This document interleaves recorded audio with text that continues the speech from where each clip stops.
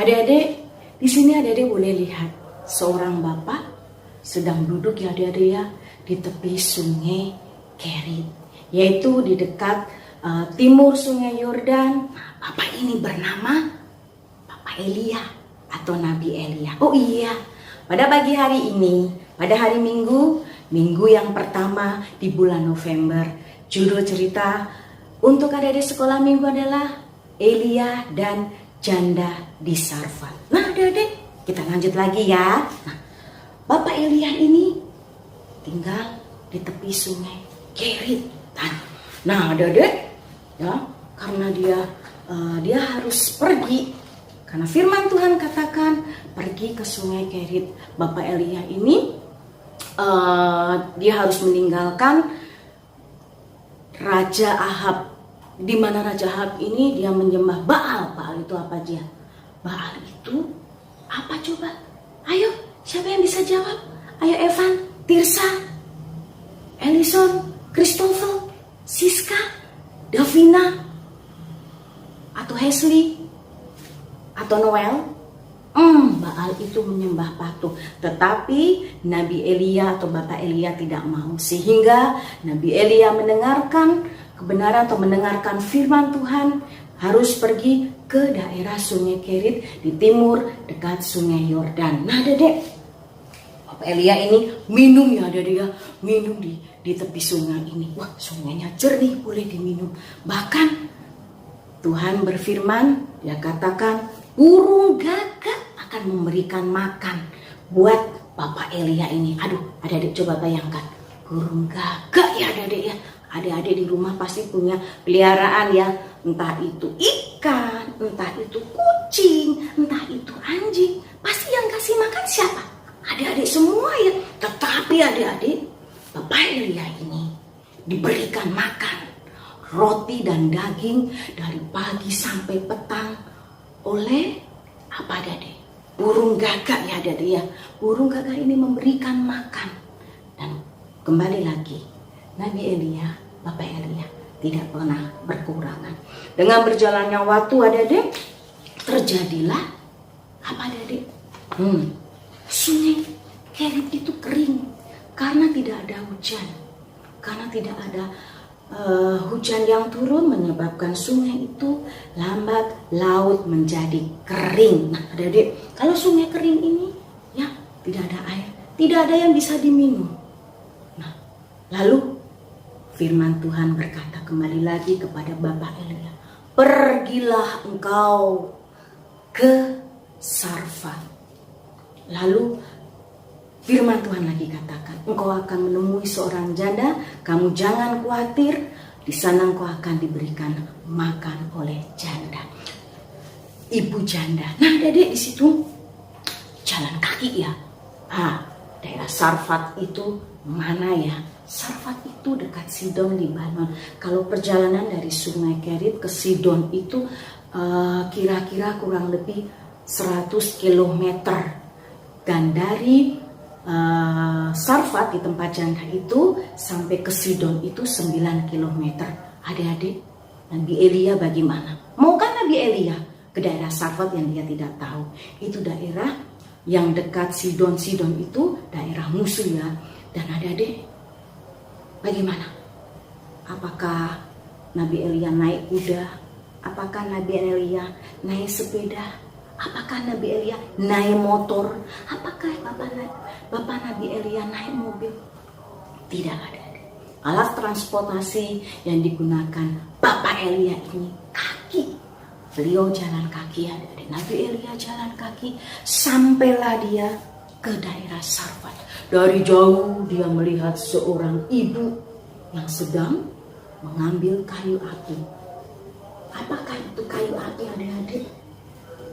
Ini kakak ambil 1, 2, 3 kayu api.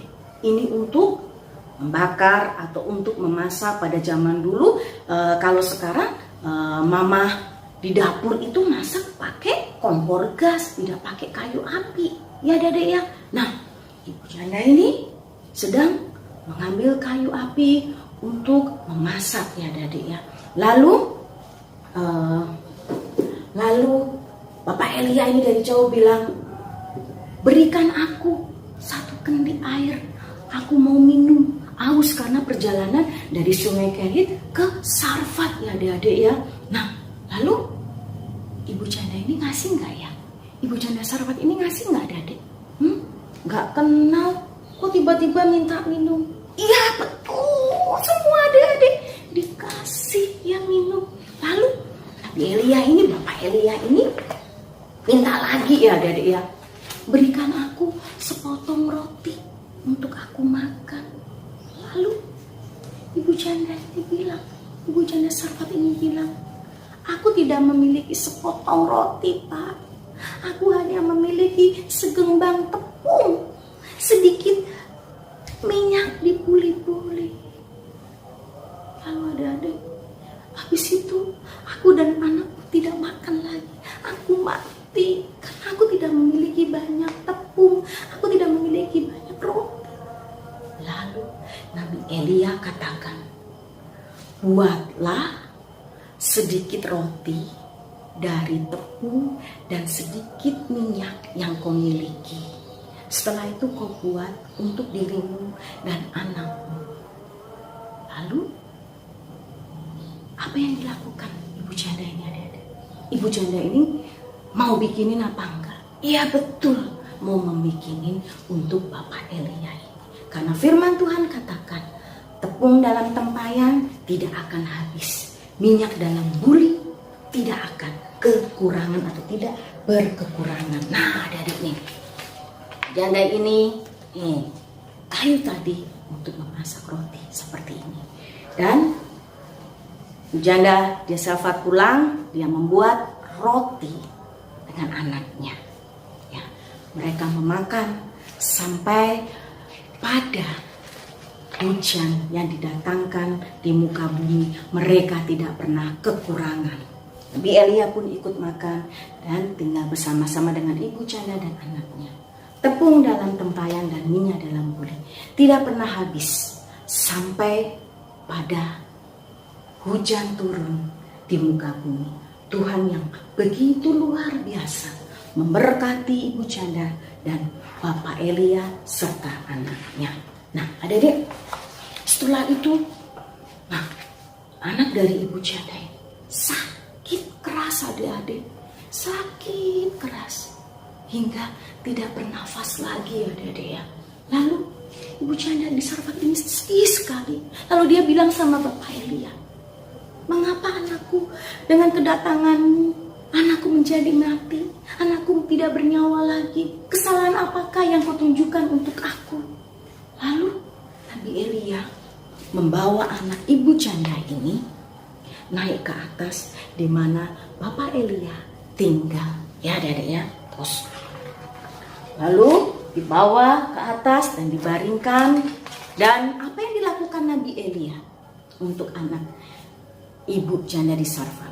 Berdoa, memohon kepada Tuhan, memohon belas kasihan kepada Tuhan, biarlah nyawa anak ini kembali lagi. Adik-adik, bagaimana adik-adik? Kalau adik mempunyai sesuatu, keinginan, minta enggak sama Tuhan? Pasti minta dengan baik dan berdoa. Lalu apa yang terjadi adik-adik? Tuhan Allah memulihkan kembali, memulangkan kembali nyawa anak ibu janda di Sarfat. Dan ibu janda tadi tidak sedih, tidak menangis, lalu bergembira. Luar biasa adik-adik. Seperti di dalam Filipi 4 ayat 19 begitu dikatakan, Allahku akan mencukupi semua keperluanku menurut kekayaan dan kemuliaannya di dalam Yesus Kristus Tuhan. Adik-adik boleh membaca kembali cerita atau firman Tuhan tentang Nabi Elia atau Bapak Elia dan Ibu Janda di Sarfat di dalam 1 Raja-Raja 17 ayat 7 sampai dengan 24. Di situ banyak sekali. Adik-adik luar biasa. Ada beberapa poin yang boleh kita lihat keajaiban-keajaiban Tuhan di mana Bapak Elia dikasih makan oleh burung gagak, tidak pernah kekurangan, minum pun tidak pernah Bapak Elia kehausan. Semua dicukupkan kepada Tuhan.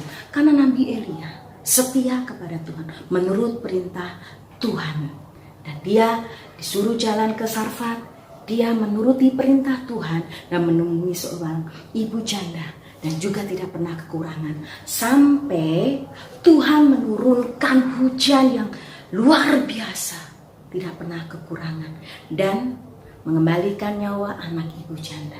Adik-adik sekolah minggu Koro Bekasi, dimanapun berada, kita tetap jaga kesehatan, cuci tangan, selalu memakai masker. Karena kita tidak tahu virus corona di mana-mana. Mari kita satu dalam doa, biarlah kita boleh menghadapi pandemik ini melalui pertolongan Tuhan kita Yesus Kristus. Seperti Tuhan menolong Nabi Elia dan ibu janda di Sarfat.